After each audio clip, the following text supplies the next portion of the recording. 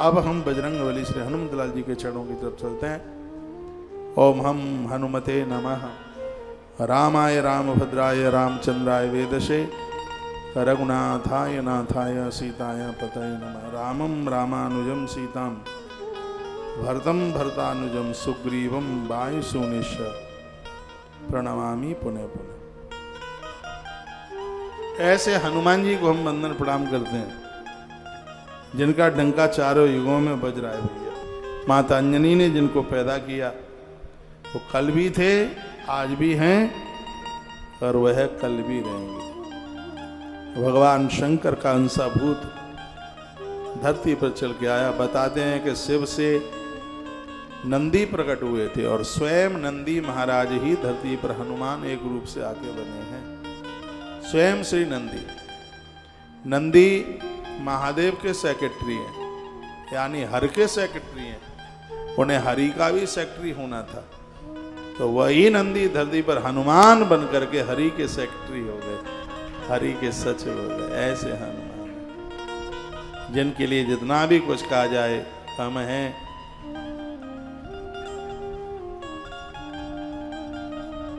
जिसे हम याद करते हैं अपने उद्धार के लिए उसे राम कहते हैं, और राम जिसे याद करे उसे ही हनुमान कहते हैं।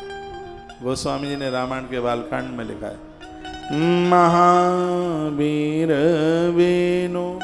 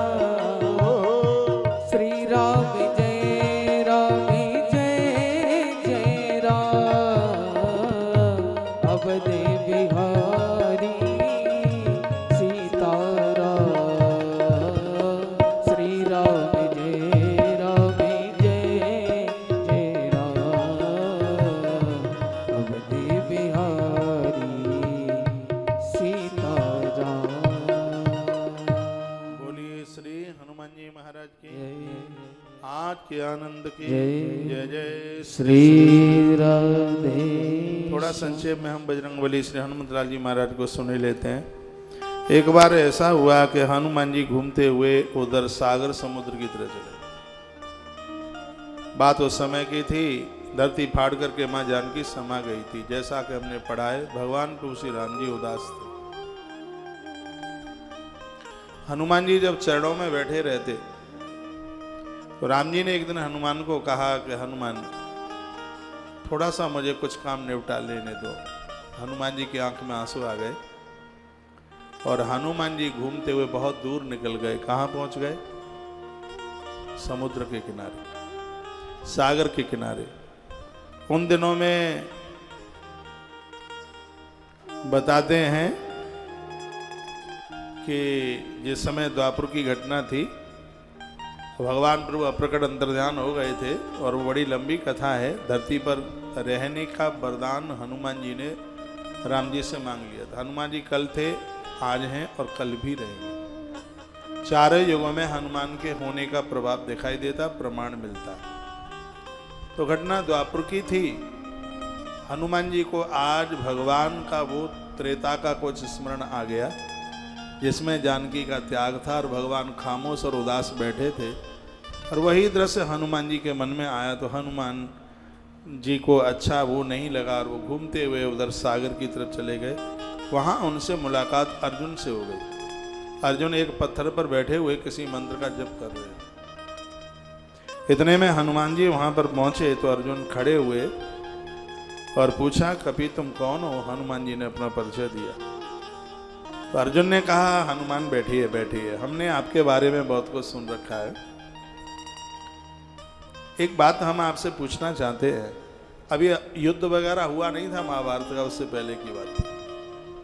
हम एक बात पूछते हैं, तुम तो राम जी के खासम खास रहे हो, ये है एक बात बताइए कि जब सागर को पार करने की बात आई, बंदर भालुओं के कंधे छिल गए, उसमें से एक आप भी थे, तो क्या राम जी को इतने धनुष चलाना नहीं आता था कि वह बाणों का पुल बना देते जिसके ऊपर पूरे बानर निकल जाते? हनुमान जी ने कहा वो बना तो देते, लेकिन बंदर इतने ज्यादा थे उस पुल पर उन बानरों का निकलना बड़ा मुश्किल हो जाता। यह बजरंग बली श्री हनुमान जी ने कहा। तो अर्जुन ने कहा तो फिर हम कोई बहुत ज्यादा योद्धा नहीं उनको समझते, मैं एक ऐसा पुल बना दूं पूरी दुनिया उसके ऊपर निकल करके जाए तो भी वह सेतु हिल ना पाए। हनुमान जी ने कहा पुल बना दो, मैं अकेला ही हिला दूंगा उसको। हनुमान जी बोले तो बना करके तैयार कर दो भाई, हम उसको हिला देंगे। तो अर्जुन ने कहा कि तुम नहीं हिला पाए तो? हनुमान जी ने कहा हिला दिया तो? नहीं हिला पाए तो? हिला दिया तो? अर्जुन ने कहा कि यदि तुमने मेरे बनाए हुए पुल को हिला दिया तो मैं अग्नि में भस्म हो जाऊंगा। हनुमान जी ने कहा कि यदि मैं तुम्हारे इस पुल को नहीं डगा मंगाया, मैंने इसको तोड़ तोड़ के चूरन चूरन ना कर दिया, तो मैं तुम्हारे इस रथ की ध्वजा के ऊपर हमेशा के लिए बैठ जाऊंगा। हनुमान जी ऐसा बोले।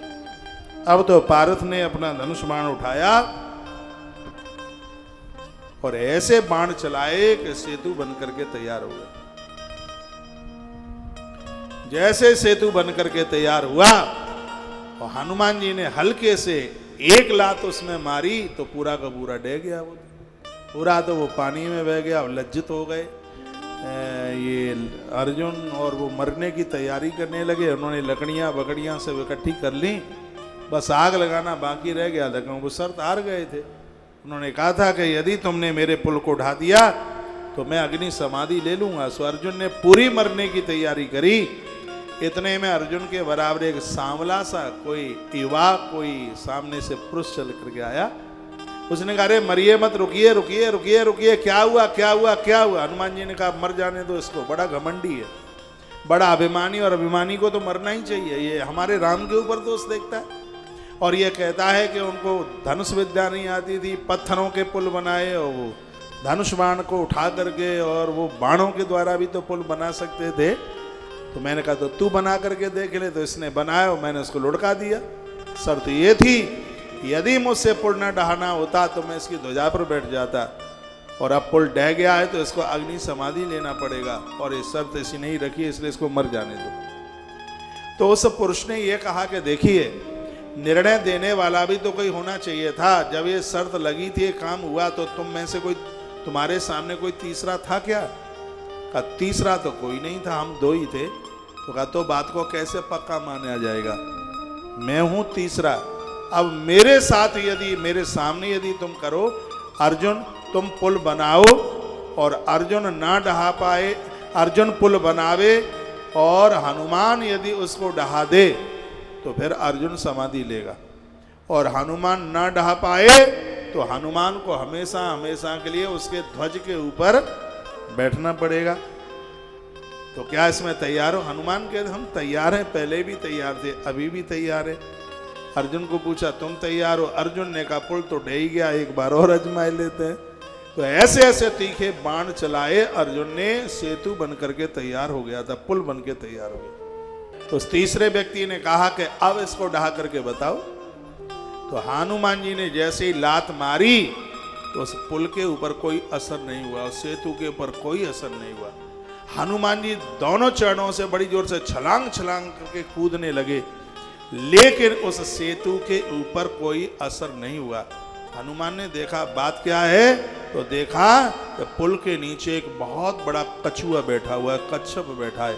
ये हनुमान जी ने अपनी आंखों से देखा और हाथ जोड़ करके कहा, हे प्रभु नमस्तभ्यम परमात्मने, हे ईश्वर, हे भगवान कच्छप, मैं आपको प्रणाम करता हूँ। यदि साक्षात ईश्वर है तो एक मानवीय रूप से दर्शन दीजिएगा। उसी समय उसमें से भगवान श्री कृष्ण प्रकट हो गए, उसी समय वहाँ प्रकट हो गए। अब मैं ही पूर्व का राम हूँ, हे हनुमान, तुम्हारा आघात कौन सहन कर सकता है? किसी को इतनी ताकत नहीं है कि तुम्हारी चोट, तुम्हारा प्रहार कोई सहन कर ले। एक मुक्का तुमने मारा था दशानन रावण को, रावण की बुद्धि ठिकाने आ गई थी। ये मैं जानता हूं ना, मैं वही राम हूं। हे हनुमान, मैं आज नीचे इसलिए बैठा क्योंकि ये पुल डहे नहीं और शर्त हार कर महाभारत का युद्ध होने वाला है। अर्जुन की रक्षा के लिए आप इस ध्वजा पर बैठ जाएं। मैं आपका नाम देता हूं, आपका नाम कपिध्वज होगा। बजरंगबली हनुमत लाल जी महाराज ने सहर्ष स्वीकार किया।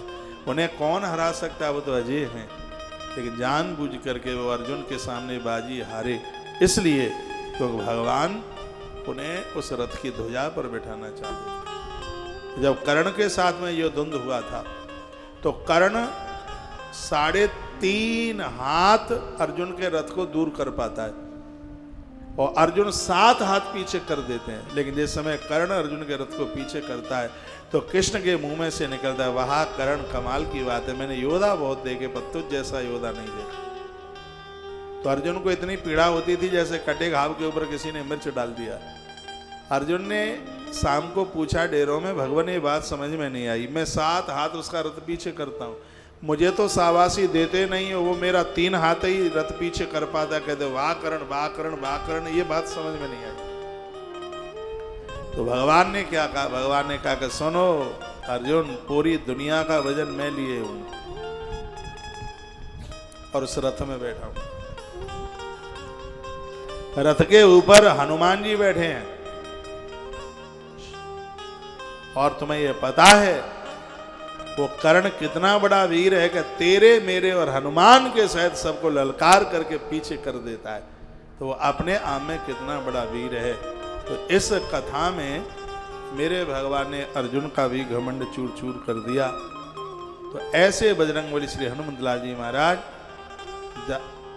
जिसकी शरण में जो को भी चल करके आता है, हनुमान उसे सुखी कर देते हैं। ये बजरंगबली की बड़ी महिमा है। जो भी कोई इनकी शरण में आएगा उसका आनंद ही आनंद होगा, उसको आनंद होगा। मैं एक बात पहली बार बोल रहा हूं आपसे, आपको बिल्कुल टाइम ना हो, बिल्कुल भी समय ना हो, तो भी एक हनुमान चालीसा का पाठ कम से कम प्रत्येक दिन करें, पर डे करें। पूज्य स्वामी विवेकानंद जी महाराज इसके ऊपर बहुत बोलते थे। मैं तो 11 पाठ करता हूं और बहुत लंबे समय से करता हूं। एकादश पाठ हनुमान जी के प्रति पूरी श्रद्धा है। आप 11 नहीं कर सकते तो एक तो कीजिए। ऐसा हनुमान चालीसा है, भगवान महादेव का भी अभिशाप नहीं है, जिसको साप नहीं है उसका।